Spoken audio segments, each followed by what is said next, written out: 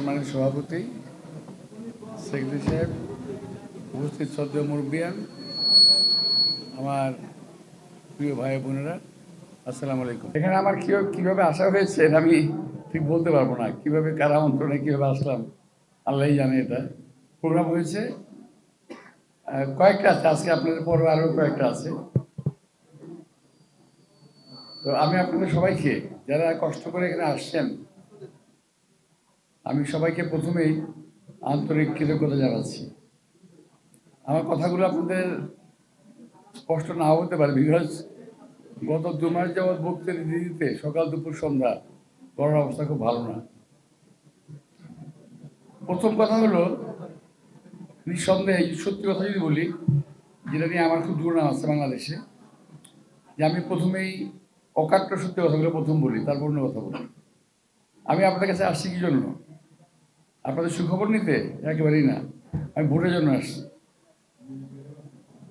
প্রথম ভোট, এরপর আপনার সঙ্গে কথা বলতেছি, হ্যাঁ ভাই আপনারা কেমন আছেন, ভালো আছেন, অনেক কথা হবে। আবার উল্টাও যদি বলি, প্রথমে আপনাদেরকে আমি বলবো আপনাদেরকে, আপনারা কেমন আছেন, আপনারা দেখতে আসছি ইত্যাদি অনেক কথা বলে তারপর ভোটের কথাটা বলবো। কথা দুই রকম হতে পারে। এখন আপনাদের এই অ্যাপার্টমেন্টের এখানে আমি আসবো এটা আমি কখনোই জানতাম না। বেরিজ অ্যাপার্টমেন্টের নাম শুনেছি, দেখেছি এদিকে যখন গাড়ি নিয়ে আসা যাওয়া করি। তো আজকে যেখানে চলে আসবো, যে আমার অত্যন্ত আমার সৌভাগ্য যে এখানে এসে একই সঙ্গে আমি আরও কয়েকটি অ্যাপার্টমেন্টে গিয়েছি, ওখানে কিন্তু ভাই বোন মা বোন একসঙ্গে পাইনি। আজকে সব বন্ধুরা পেয়েছি, ভাইদেরও পেয়েছি, বোনদেরও পেয়েছি। আমি রাজনীতি করি, আপনি জানেন, এবং এই যে বেলি রোড এলাকাটা, আর আমি যেভাবে কথা বলবো ইনশাল্লাহ আল্লাহর রহমতে অন্য কোনো প্রার্থী আপনাদের সামনে এইভাবে কথা বলতে পারবে না। আমার এখানে অনেক কিছু বলার আছে।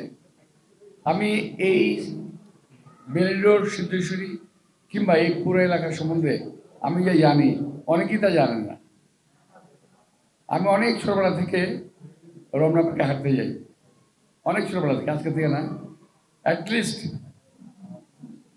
1978 তার আগে আসতাম অকেশনাল, কিন্তু 78 থেকে ছিলাম একেবারে রেগুলার। এই বেলি রোড যে চেহারা ছিল এক সময়, এই বেলি রোড ঢাকা শহরের, আপনি যদি প্রথম ধরেন, ঢাকার ওয়ারি হলো প্রথম একটা পশ এবং বনেদি এলাকা। ওয়ারি প্রথম, এর ব্রিটিশ আমলে তৈরি হয়েছে। সেকেন্ড হলো বেলি রোড। এখানে কিন্তু সব বেলি রোড, আমরা বুঝতে পারছি যে আমাদের কিন্তু বাংলা নাম না, হিন্দি নামও না, উর্দু নামও না, একজন ব্রিটিশের নাম অনুযায়ী কিন্তু এই বেলি রোড।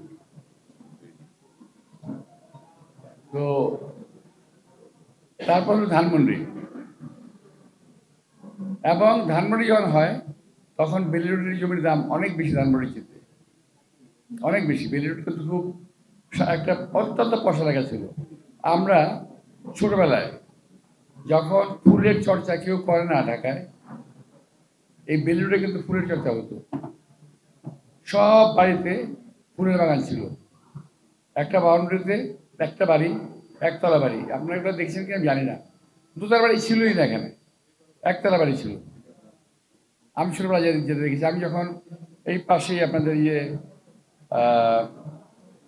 সিদ্ধেশ্বরী গার্লস স্কুল, এই স্কুলে কিন্তু আমি পড়তাম ক্লাস 2-তে। না, কম্বাইন্ড। আমার বড় বোন আসতো স্কুলে, ও পড়তো ক্লাস 1-এ, আর আমি পড়তাম বেবি ক্লাস, নট নার্সারি, বলা হয়তো বেবি ক্লাস। তো ওই বেবি ক্লাসে বসতাম আমি। যদিও আমার তো বয়স হয় নাই, কিন্তু আমি বোনের সঙ্গে আসতাম, বাধ্য হয়ে আমাকে টিচাররাও এখানে বসাতো না। তারপর ওখান থেকে আমি 1958-এ সিদ্ধেশ্বরী বয়েজ স্কুল যখন হয়, তখন বয়েজ সেকশন আলাদা হয়ে যায়, তখন আমি ওখানে যাই 58-এ। ওখান থেকে আবার 1959 অথবা 60-তে মসজিদ সেন্ট্রাল গভর্নমেন্ট হাই স্কুলে ভর্তি হই। তারপর ইন্টারমিডিয়েট ভর্তি হলাম জগন্নাথ কলেজ, ডিগ্রিতে ভর্তি হলাম পৃথিবীর কলেজ, তৎকালীন সময় Jinnah college, Jinnah government college. এরপরে জানো তো পড়ালিশ করি এবং বিভিন্ন কারণে ওই যে আমাদের একটা সিস্টেম ছিল, পার্সেন্টেজ না থাকলে কিন্তু পরীক্ষা দিতে অ্যালাউ করা হতো না। অর্থাৎ ক্লাসের প্রেজেন্স থাকতে হতো 80% মিনিমাম। আমার 80% ছিল না, ফলে আমি আবার সরদি করে ভর্তি হলাম, ওখান থেকে পাস করলাম, ডিগ্রি পাস করলাম। আমি কথাটা বললাম এই কারণে যে আমি ঢাকার শহর সম্বন্ধে যতটুকু জানি, আমার পরে অতটুকু জানে বোধহয় খুব কম লোকই জানবে, বোধহয় খুব কম যারা আমার বয়সে আছেন থাকতে পারেন, কিন্তু পুরো ঢাকা শহর চষে বেড়ান।